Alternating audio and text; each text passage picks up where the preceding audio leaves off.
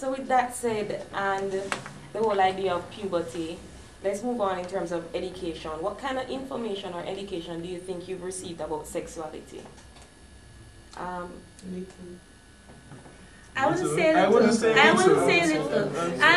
You know, I think the government, the parents, the school system on a whole has become more sensitized and aware since recently of the fact that sex education is rather important, precisely because they realize that it's a day and age of technology and information, and that teenagers are curious, young people are curious. So you are seeing the ads on the TV, they even having, what do you call it now? The Panadol. No, where they act out whatever is going to happen, you know, pinch, leave an inch, roll, time to talk, you know, those little things, and they have even injected into the school curriculum health and family life, education, sex education. So I think they are becoming more and more aware of the issue.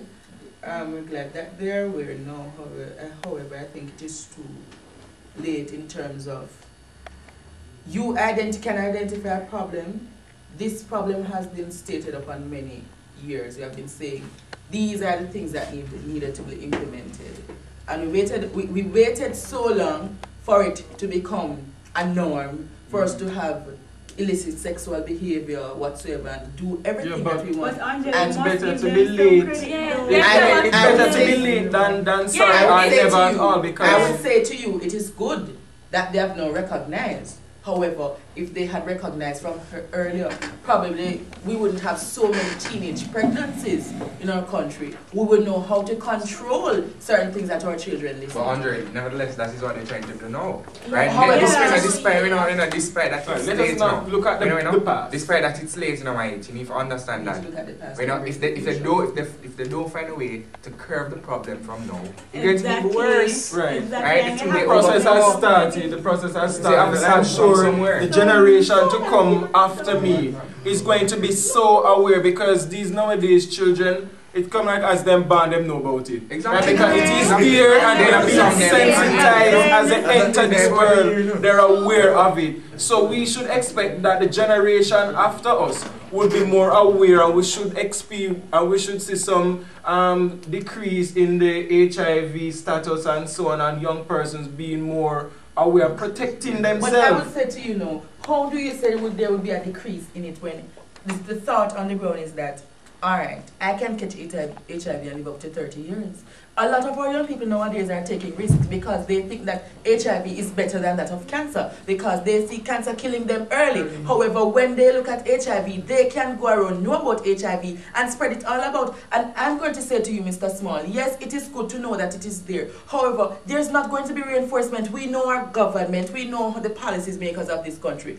They are much more reactive than proactive. They do things when they see that it has gotten out of hand. We need now to step out of line in terms of getting out there to say it is time for us to try and react to a situation. If we had been doing this from a long time, I'm giving credit to what they are doing now, but if we were doing this from a long time, this wouldn't be happening, and that means that in future we don't need to constantly be reactive, but try and be proactive in every manner. From you see the problem and somebody say, hey, that is going to happen, let us go forward with the decision making.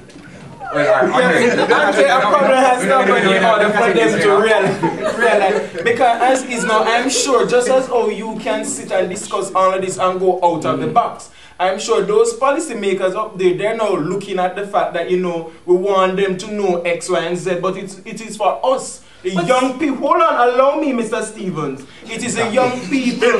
It is a young people who is coming up now to rise up and realize that we now need to put measures in place to ensure that those who are coming after us would know how to react and will know how to operate and put certain stuff in place. Can I just agree with Ryan? Secondly, when I look at this, Andre, remember, you know, all the policymakers, or should I say, majority of them, right? Is right, and they have them children. I want to be them look at and say, you know, why should I put such emphasis on this? You understand me? So they're trying to be secure, but nevertheless the problem is overgrowing. You understand me? Right. So now they're trying to correct the thing. So you have to understand it that way. Shannon, a lot of our policymakers. Trivial matters business. But that's the reason why they're reacting that way. That's the reason. That's the main reason. Affecting us as youth. We think that the policymakers are there making the correct decisions. However, I'm saying to you, you talk about persons being 60 and making policy decisions. If you have persons 60, that is 2 generations. How 2 generations a next generation to come to make a policy for a future generation? It makes no sense because they don't even know what is going on the ground. True, but they do have the workers that go there and relay information back to them. So you have to look at it that way. Don't know what is happening in the country. That is why we have so many.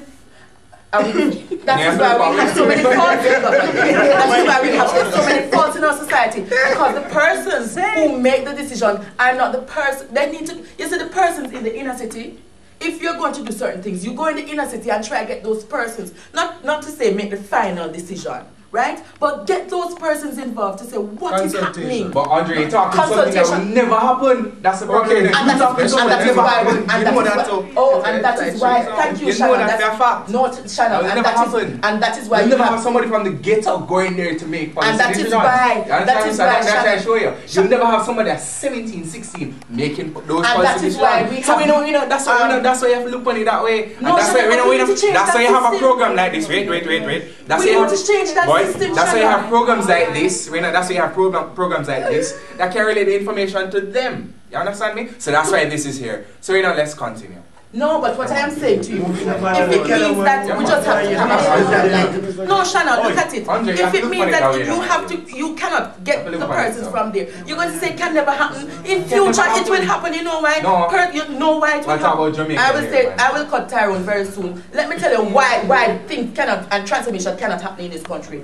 We're living in a loop. Cannot happen, transformation? No, we're living in a loop. And for too long we're saying it cannot happen. It can happen if we change the strategy and the policies of this country. But the reality too is that to effectively tackle sexual and reproductive health issues, we need to include the marginalized, as you mentioned.